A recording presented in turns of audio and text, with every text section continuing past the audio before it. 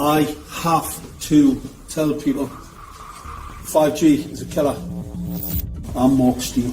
Anybody who hasn't heard me, I'm a weapons systems head-up display expert, one of the leading experts in the world. I've actually brought cover in relation to this, and the reason I became an expert was because I invented them. What I'm going to say to you today, do not believe a single word I say. Not one. I want you to do your own research. You'll find it's absolutely terrifying. It's important to understand what the 5G is doing and what they say it's doing. We're told on the IEEE beamforming document that this technology cooked your eyes like eggs in World War II.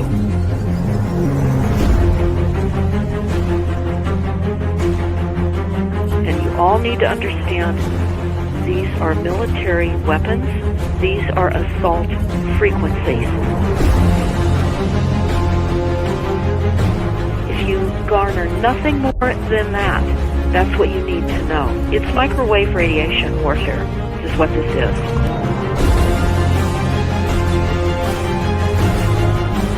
Ladies and gentlemen, please join me in welcoming to the National Press Club Federal Communications Commission Chairman Tom Wheeler. The interconnected world that we live in today is the result of decisions made a decade ago. The interconnected world of the future will be the result of decisions we must make today. And that is why 5G is a national priority. And today's technology, 4G, completed that digital migration.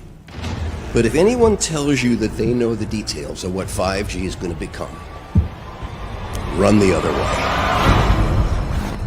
But after the initial surge of hype that surrounds any new technology, the dark reality of this new 5G-connected Internet of Things is starting to come to light. The most immediately apparent aspect of this dark reality is the danger to human health that the 5G network's ubiquitous and powerful transmitters present. As an increasing body of research shows, the harmful effects of electromagnetic radiation present in current mobile technologies will be amplified by orders of magnitude in the much more powerful and much denser, extremely high-frequency radiation network that 5G relies on. As retired U.S. government career scientist Dr. Ronald M. Powell noted in his comment to the FCC on the proposed 5G rollout, this technology must be opposed because it would greatly extend FCC's current policy of the mandatory irradiation of the public without adequate prior study of the potential health impact and assurance of safety.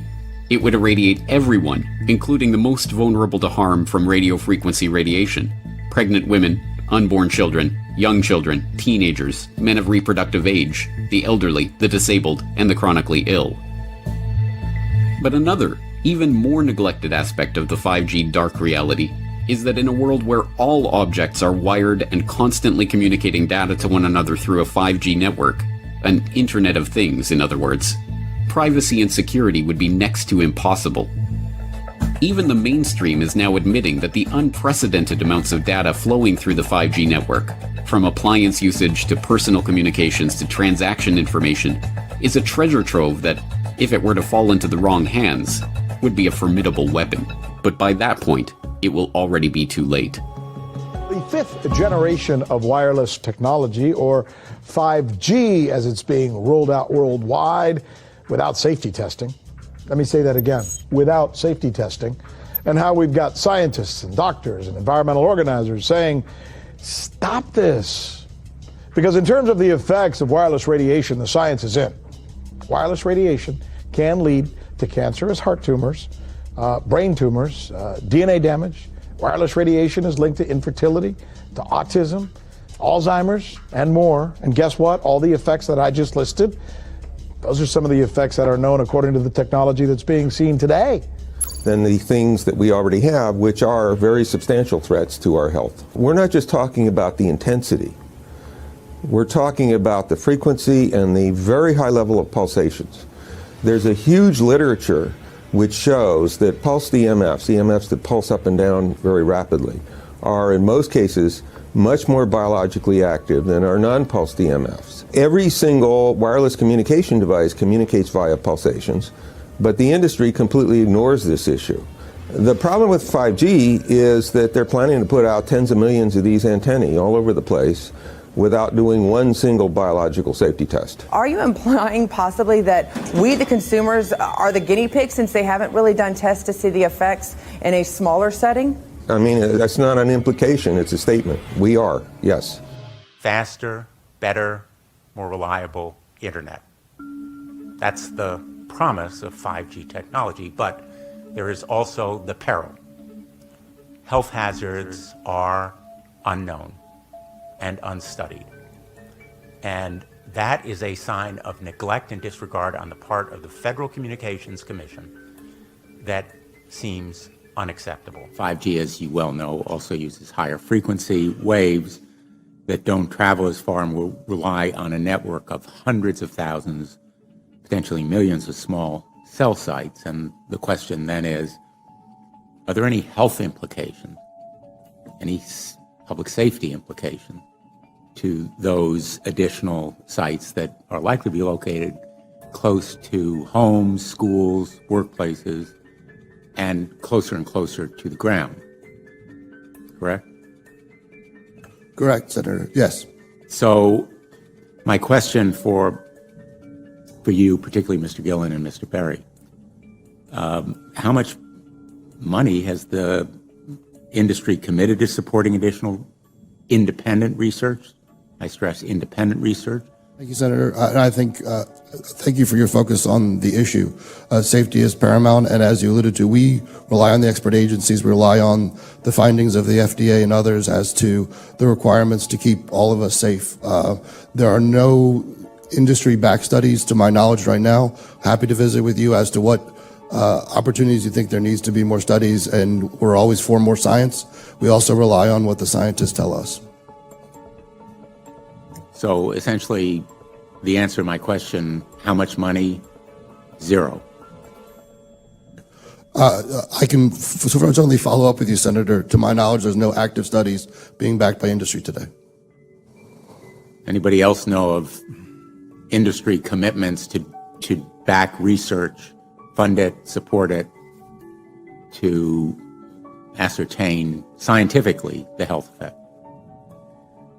No, I'm not aware of any. So there really is no research ongoing. We're kind of flying blind here, so far as health and safety is concerned. Thank you, Mr. Chairman.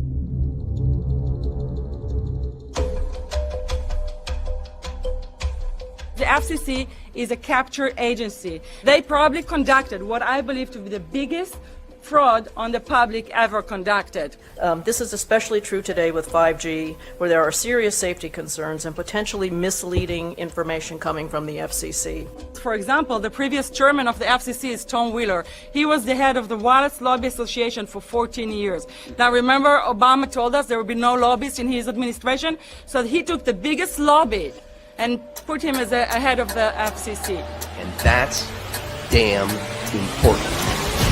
As you may have heard by now, telecom companies are currently scrambling to implement fifth-generation cellular network technology. Dubbed 5G, these networks will make use of millimeter-length electromagnetic waves, also dubbed extremely high-frequency or EHF radiation, to transmit information faster than ever before. 5G networks promise to deliver data 100 times faster than the existing 4G networks, and reduce latency as much as 98%. The promise of 5G was promoted by Tom Wheeler, then chair of the Federal Communications Commission, when he made a presentation on the US government's vision for the rollout of 5G in America in 2017. Yes, 5G will connect the Internet of everything. If something can be connected, it will be connected in a 5G world. But with the predictions of hundreds of billions of microchips connected in products from pill bottles to plant waterers, you can be sure of only one thing. The biggest Internet of Things application has yet to be imagined. Here's the key.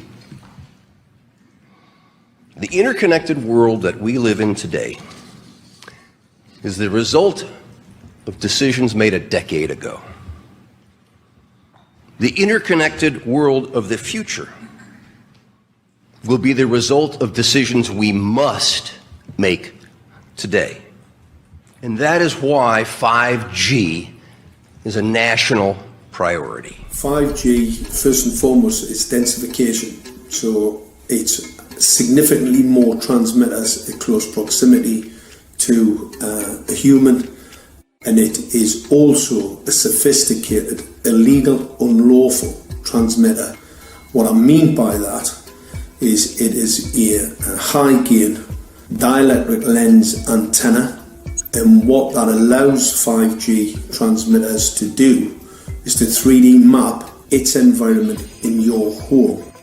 The 868 megahertz frequency is specific for battlefield interrogation systems, so sub-gigahertz. It allows the signal to travel through concrete brickwork with ease, and it can actually data gather. It is a target acquiring system. Phased array is basically radar off the battlefield. It is extremely good at identifying targets and being able to lock onto targets. And not only that, it can specifically target you as an individual. So any judge sitting on an interesting case, let's say, any lawyer, any barrister, anybody doing any work that is potentially controversial, your life could be at threat. So the antenna design that you currently have on top of these LED streetlights, masquerading as a control management system, is basically battlefield interrogation equipment. And it turns out that this is the same frequency bands that are used in crowd dispersal weaponry.